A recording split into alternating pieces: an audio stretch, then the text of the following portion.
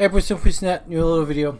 This one is a little concept video, and I'll put two links down. I want to talk a little bit about vital signs. I was teaching a student and came to it and stuff, and it kind of reminded me. I did, and I'll put the link of those video as well. Kind of did not a rant, but a little thing on. Do we really need to have a stethoscope and a thermometer in the first aid kit? And a lot of the course that I see taught to, like when they get to people at the medic level, they teach that skills. And it's a good skill to have, like, don't get me wrong, but when you look at a skill, you always want to look at the cost benefits of it. The problem is with the sphygmometer and the stethoscope, mostly that's the ones I'm talking about, is that they're heavy.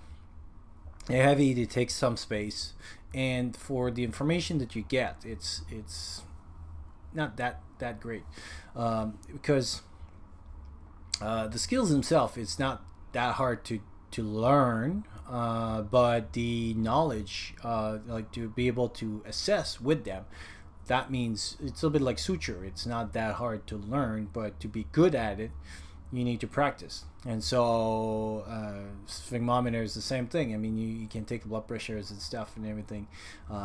It's not that hard. You pump the stuff and that's it. But to be able to do it in when there's a crisis, or when it's really needed, and then what's the quality of the numbers that comes out of that, that's another thing if you didn't practice. And so the reason that I mentioned this is that vital signs are, well, assessment skills are a little bit like a puzzle. I mean, you have a little piece of this, little piece of that, and this is what gives you the puzzle. So one big piece of puzzle is not bigger, it's not better than the other piece of puzzle. You need all piece of the puzzle. But sadly, a lot of time people will say, like, oh yeah, I need a blood pressure. Well, you don't need a blood pressure. There's other signs and symptoms. Then you can, if you know what you're doing and when you know what you're looking for, there's a lot of other signs that will be way more helpful than a blood pressure, and I'll give you an example of that. Let's say I have a blood pressure of 150/90, and anybody that did class like this will probably say it's high. So if I have a 20-year-old, so same numbers, so 150/90 for both patient, 150/90 for a 20-year-old that comes with a back pain. It's probably a little bit on the higher side, and probably he's got like back pain, and that's why if I give him something for pain, his blood pressure will probably go down. He's probably anxious or in pain, like I said, so the pressure is high.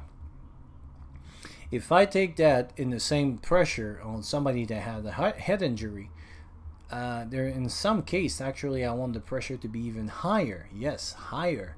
And artificially, I may have to keep the pressure higher. There's different reasons for that. I don't really want to get into it and stuff, and there's still like debates on that for like mainly for strokes and stuff, depending on what kind of strokes and all that kind of stuff. But as you can see, the number itself didn't really bring me all the information. It's more the patient that I have, other stuff that I was able to. So number, sure, it's fun to have it, but what's more important was the other one. In nurse setting, when we use them, first of all, we don't use blood pressure as much as another number that's called the mean arterial pressure, or the MAP. And the other number that I use as well for when I do is pulse pressure. Two numbers that are, or two ways, two numbers and assessment skill tools as well, that when you do your basic blood pressure stuff and everything, they won't teach you because they mean other stuff. And again, if I have someone that I need to measure his blood pressure, is because I'm probably going to need to give a medication for that. Well, if you don't have the medication to treat the blood pressure, what's the purpose of having the blood pressure at the first time? So if you know that someone has a low blood pressure, and that will be my question, and But because there's nothing you can do about it. Okay, you got a pressure of 80 over 40. Okay, fine. But now what you did is that you lost about 2 or 3 minutes because you couldn't find the ball and you got nervous and oh my god, is it very low, and I mean retake it and stuff. So now you lost 2 or 3 minutes instead of treating the person with, obviously if you have a pressure that low, they'll have other signs and symptoms. They'll look not that great, maybe they're bleeding or something, but basically now you're losing time taking blood pressures and auscultating when you should focus on other tasks. So this is why I'm talking quickly about vital sign, is that I think like blood pressure cuff and stethoscope, and unless you're like, you know, you use it like on a regular basis and you practice constantly and stuff, sure, they make sense in that case. But for other people, doesn't really make sense. Like in my bug out bag, I do not have a stethoscope. In my long term 2 months, sure, here I do have one, but it's just because I have extra ones because, you know, you've purchased and stuff. The other kits though that I kind of do recommend, a thermometer, probably gonna do something on that. It's sure, disposable ones are good, but even the number himself too, it's not that important to know. I know a lot of people will disagree with me, but there's other stuff that you can solve, especially for hypothermia. You'll have other signs that you know that the person is in danger, versus having a temperature of 39.5 if you have infection is not that important to know than if you have someone with other disease that is in true hyperthermia. The other ones that I do recommend though is a little oximeters, and for the saturation, and a pulse, because they're pretty cheap now. I think I saw one in London Drug at $25 or something like that, and as well as they kind of give you another clue of the oxygen, and so in some case it could be useful. Like for example, when we had the H1N1, I found like people that was coming with the H1N1, their sat was always on the lower side, 91%, versus the people that were just having a cold, their sat was usually higher up. It was not demonstrated in studies and stuff, but it helped me kind of, oh yeah, you're sicker than this one. So just having that number kind of be helpful for that. So, and they're pretty cheap, they're easy to carry and stuff. And another one, and I'll put a link down, it's the ENT Korsman kit, I think.